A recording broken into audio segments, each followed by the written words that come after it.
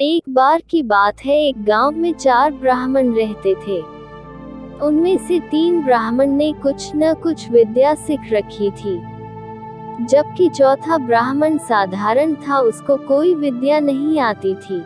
एक दिन 3 ब्राह्मणों ने शहर जाकर अपनी विद्या से कुछ धन कमाने का सोचा और वह शहर की ओर जाने लगे। उनको जाता देखकर चौथा ब्राह्मण भी बोला कि मुझे भी शहर जाकर धन कमाना है। इस पर तीनों ब्राह्मण बोले, तुमको तो कोई विद्या नहीं आती, तुम शहर जाकर क्या करोगे, तुम यही रहो। चौथा ब्राह्मण बोला कि मैं वहाँ तुम्हारा काम करूँगा। तीनों ब्राह्मण अपना काम कराने के लालच में उसको साथ लेकर जाने के लिए तैयार हो गए। इसके बाद चारों ब्राह्मण शहर के लिए रवाना हो गए। जब वह जाते हुए जंगल से गुजर रहे थे तो उनको एक हड्डियों का ढांचा नजर आया। चारों ब्राह्मण देखकर सोचने लगे, यह किसका ढांचा होगा।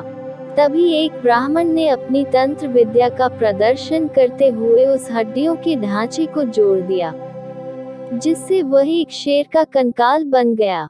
इसके बाद दूसरे ब्राह्मण ने भी अपनी तंत्र विद्या को दिखाया और उस हड्डियों के ढांचे में मांस को भर दिया, जिससे वह पूरी तरह से शेर दिख रहा था, बस उसमें केवल जान बाकी थी।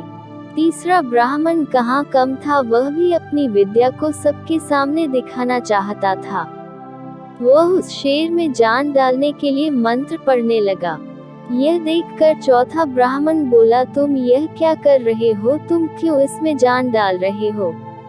तीसरे ब्राह्मण ने बोला, तुम चुप रहो, तुम मूर्ख हो, तुमको कोई विद्या नहीं आती, इसलिए तुम हम विद्वानों के बीच में कुछ मत बोलो।